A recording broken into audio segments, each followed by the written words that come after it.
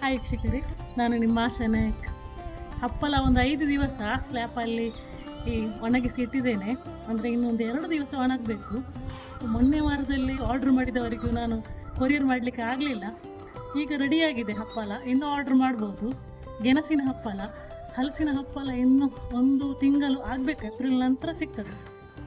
Medium ಉಪ್ಪಿನಕಾಯಿ ಸಹ ಹಾಗೆ ಇನ್ನು 2 ದಿವಸದಲ್ಲಿ ಸಿಗ್ತದೆ. ತುಂಬ ಮಂದಿ ಆರ್ಡ್ರ್ ಮಾಡಿದ್ದೀರಿ. ಈ ಗೆಣಸಿನ ಹಪ್ಪಳ ಕೂಡ ತುಂಬ ಆರ್ಡ್ರ್ ಉಂಟು. ಲಾಸ್ಟ್ ವೀಕ್ ಆರ್ಡ್ರ್ ಮಾಡಿದವರಿಗೆ ಕೊಡಲಿಕ್ಕೆ ಆಗಲಿಲ್ಲ, ಅಂದರೆ ಹೇಳಿದ್ದೇನೆ ಒಣಗಲಿಲ್ಲ, ಇನ್ನೊಂದು 2 ದಿವಸ ಕಾಯಬೇಕಷ್ಟೇ ಅಂತ. ಇವಾಗೆಲ್ಲ ರೆಡಿ ಮಾಡಿ ಇಟ್ಟಿದ್ದೇನೆ. ಈ ದಾರ ಕೂಡ ಹಾಗೆ ನಾನು ಬಾಳೆ ದಿಂಡಿನ ದಾರ ನೋಡಿ, ಎಲ್ಲಿ ಸಹ ಪ್ಲಾಸ್ಟಿಕ್ ಯೂಸ್ ಮಾಡಲಿಲ್ಲ. ಬಾಳೆ ದಿಂಡಿನ ದಾರದಲ್ಲಿ ಚೆನ್ನಾಗಿ ಕಟ್ಟಿ ಇಟ್ಟಿದ್ದೇನೆ. ಒಂದು ಕಟ್ಟಲ್ಲಿ 25 ಹಪ್ಪಳ ಉಂಟು.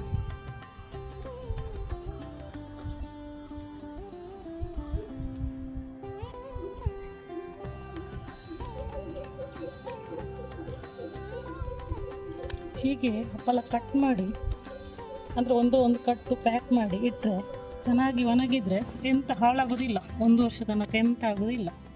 ಅಂದರೆ ಕಸ ಇರಬಾರ್ದು, ಕಸ ಇದ್ದರೆ ಹಾಳಾಗ್ತದೆ.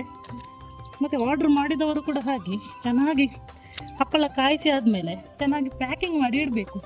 ನೀವು ಗಾಳಿ ಹೋಗುವ ಕಡೆ ಇಟ್ಟರೆ, ಗಾಳಿಗೆಲ್ಲ ಇಟ್ಟರೆ ಅದು ಮತ್ತೆ ಬೂಸ್ಟ್ ಬರ್ತದೆ. ನಾವು ಆದಷ್ಟು ಚೆನ್ನಾಗಿ ಒಣಗಿಸಿಯೇ ಕೊಡುವುದು. 1 ವರ್ಷ ತನಕ ಎಂತ ಆಗೋದಿಲ್ಲ. ಮೊನ್ನೆಯಿಂದ ತುಂಬ ಮೋಡ ಇತ್ತು, ಹಾಗಾಗಿ ಹಪ್ಪಳದ ಕೆಲಸ ಸಹ ಅಲ್ಲೇ ಪೆಂಡಿಂಗ್ ಆಯಿತು. ಇವಾಗ ರೆಡಿ ಉಂಟು, ಇಷ್ಟು ಹಪ್ಪಳ ರೆಡಿ ಉಂಟು. ಒಂದು 500 ತನಕ ಹಪ್ಪಳ ರೆಡಿ ಉಂಟು ಈಗ ಈ ವಾರದಲ್ಲಿ ಆರ್ಡ್ರ್ ಮಾಡಿದ್ದವರಿಗೆ. ಇನ್ನು ಇದು ಕೂಡ ಹಾಗೆ ಇನ್ನು 2 ದಿವಸದಲ್ಲಿ ಪ್ಯಾಕಿಂಗ್ ಮಾಡಿ ಕೊಡ್ತೇವೆ ಕೊರಿಯರ್ ಮೂಲಕ. ಆರ್ಡ್ರ್ ಮಾಡಿದವರು ವಾಟ್ಸಪ್ ಮುಖಾಂತರ ಕೂಡ ಆರ್ಡ್ರ್ ಮಾಡ್ಬೋದು. ಇಲ್ಲದಿದ್ದರೆ ಇನ್ಸ್ಟಾಗ್ರಾಮಲ್ಲಿ ಪೇಜ್ ಉಂಟು, ದಕ್ಷಿಣ ಸ್ವಾದಿಷ್ಟ ಅಂತ, ಅದರ ಮೂಲಕ ಕೂಡ ಮೆಸೇಜ್ ಮಾಡ್ಬೋದು.